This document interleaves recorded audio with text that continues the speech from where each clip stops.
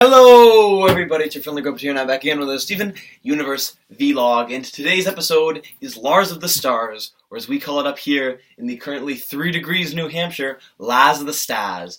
And in this episode, continuing the events of the Wanted special, I think it was, when Lars gets stuck on the planet with the off-color gems, Steven and Connie go to visit him through Lion, and they find out that, as everybody has known since Comic-Con now, actually, they find out that Lars is a space captain in his own little, ship. His own little ship. Yeah, spaceship. I don't know why that was so hard for me to say. In his own little spaceship, and the off-colors are his crew in the spaceship, and they all help tactical things or steering the ship, but Lars is the captain of this ship, and the name of which escapes me. But it turns out that this ship belongs to somebody else, a green gem, who's, did they say her name? If they did, I don't remember it. But this green gem who's trying to get it back. And Lars ain't going to be having none of that, so he blasts into hyperspace. And while they're there, he discusses how things have been with Connie and Steven, and he finds out that Sadie, as we know from Sadie Killer, has moved on from her morning period, if you could call it that, to the afternoon period, which would then be being in the band with, what do they call it? Sadie and the Killers or something like that? Something like that. I don't think she's in the Killers. She doesn't seem like she likes that kind of music. And seeing this, Lars is very upset. He sees that without him, Sadie seems to be able to make great progress, maybe even more than she did when she used to work at a convenience store, because now she's in a big old band. And especially, more importantly, she can hang out with the cool kids, which, as we all know, Lars loves the cool kids. Seeing this, Lars gets very upset and almost gets caught off guard by the green gem guy comes back. But Lars gets through it because he remembers that even though some people do get upset over instances like Lars disappearing, they still have to move on with their lives, which is a good message. I'll get into that in a minute. Seeing this, Lars pulls a risky move by letting the green diamond, or the green gem ship or whatever, shoot at them. It knocks out their weapons, but to save the day, Stevani, they fuse into Stevani, and Stevani goes into Lars's personal spaceship and goes to shoot out all the blasters on the the ship is a green diamond, alright? I don't know who's inside, but the ship itself is a green diamond, so I'm gonna say the green diamond ship, okay? So, they shoot out the blasters on the green diamond ship, but it seems that Stevani is too late, as there are several missiles heading towards them, and one of them hits a bit too close to home and sends them crashing down onto a planet, and that ends the episode. And boy, oh boy, this was a good one. If you watch these vlogs, or if you've been watching them for the last, it's almost been 5 years now. I can't even. I grew a goatee in that time. If you've been watching these vlogs for a while, you know that I'm always very iffy on big stories in Steven Universe in an 11-minute time span, because, well, I understand that's just how TV animation works. Believe me, I understand TV animation. Please don't get mad at me. I do find that sometimes Steven Universe rushes their stories a bit too much, or they'll take important elements and try to jam them all together in one tiny little story, or a character will get over something much too quick. And I've heard the criticism already, even though this came out last night, I've heard the criticism already that Lars got over the Sadie thing too quick, and I'll disagree with that. I'm usually not one to sort of defend the show if it does something wrong, but I disagree with that. I think they did this very well. I really do like the message that Lars is upset that Sadie moved on, whereas Sadie is upset that Lars is gone. They're upset by their own. They make themselves upset. And that isn't to say, like, they're not good together or something. That's the point is that they get upset, and they get upset over each other. It shows how much they care for each other. And I do like that there's this scene, and it does get a bit on the cheesy side, where Lars is trying to admit some kind of feeling, and, Connie and Steven are just like, you're what? You're best friends! And I could, if he went the route of saying, like, because I love her, and, like, the ship went quiet, and, like, everybody just, like, looked towards him, and he was like, oh, but I don't really care, it would be like, okay, alright, we get it.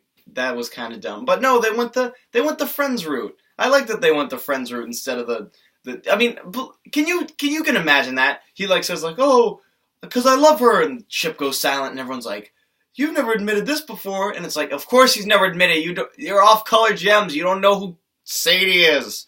It makes sense that he talks about them being best friends, because yeah, that's the natural progression. And also, if there's one thing that this storyline does not need right now, it is a love story. Let's just skip that bit.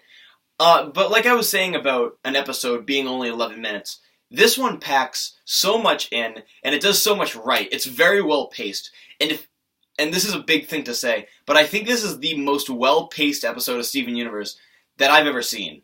And I've seen every episode of the show. I've done a video on every episode of the show. This one is very, very well-paced. Now, when I say well-paced, I mean for how much they have to put in it, they do it very well. There are other episodes that have, like, just a single storyline that they'll do well. But this one is combining giant elements from something that happened, before the summer, even, and these giant, these giant theories and these giant ideas that everybody's been having since then. You could look up Tumblr or Twitter for a thousand images or 1,000 ideas of what's going to happen when, Lars finally shows up in the new episodes. But they really not only tried to deal with the fans in this episode, they didn't really pander towards anything. I mean, of course, the episode was already finished before any of these theories came out, but you know what I mean. They didn't really treat the audience too much like they were children in this one. You didn't have to explain too much about, I don't know, how he's feeling about Sadie. No, it mostly comes through the drawings, through the the animation of the episode. And of course it's a well animated episode and everything. But I really do like how well they paced this episode. We all watch Steven Universe, and we all know, as much as we don't want to admit it, that there are times when they have absolutely no idea how to pace an episode. Did you say the entirety of the first Jailbreak episodes? Did you say the last 2 episodes of the Jailbreak special? Are you talking about the entire time that Steven and his friends go to the zoo, and then it's totally poorly paced, and then it's just a cluster heck of just poor writing? Yeah, it's true. It's true. I love the show, I do, but it's not the best with pacing, and people point that out. But this episode really does wonders, and I don't know if it was anybody new writing the episode, but whoever it was really did a good job, not only condensing so much into 11 minutes, but not making it feel like it was condensed. It doesn't seem like this. I mean, of course it's 11 minutes, but you don't feel like it's 11 minutes. But then again, you don't feel like it's more than 11 minutes. It feels right. It ends in a natural place. While it is a cliffhanger, it naturally ends. I can't see anything else happening in this episode where it wouldn't feel like it was too long, but it wasn't too short. It really was just a perfect episode. It was incredibly well paced. It was incredibly well written. The characters did an incredible job, portraying the emotions that they wanted to, and they didn't do it rushed. It was a very good episode. It's been really a long time since I've said that about an episode of Steven Universe. I'm always bitter or critical about, I didn't like this tiny little bit, or I didn't like this tiny little bit. This really was one of the episodes where I can only think of a few things I didn't like about it. I mean, probably the biggest thing is when the green gem first appears. She pretty much just explains everything to the audience. She's like, I can't believe you took my ship, and also my weapon booster, and also cloned and cloaked my guards. And in case you forgot any of this, even though you guys were the ones that did it, I'm just telling the audience because they haven't seen us. But really, besides that, I'm very impressed. I'm very impressed with this episode, and it really has been, not to sound grumpy, a long time since I've seen a legitimately really good episode of Steven Universe. So, props to you guys. Please don't mess it up in the next episode, because I know it's a cliffhanger. And I will see you guys in the next episode. Goodbye. Woo! Chicka chicka.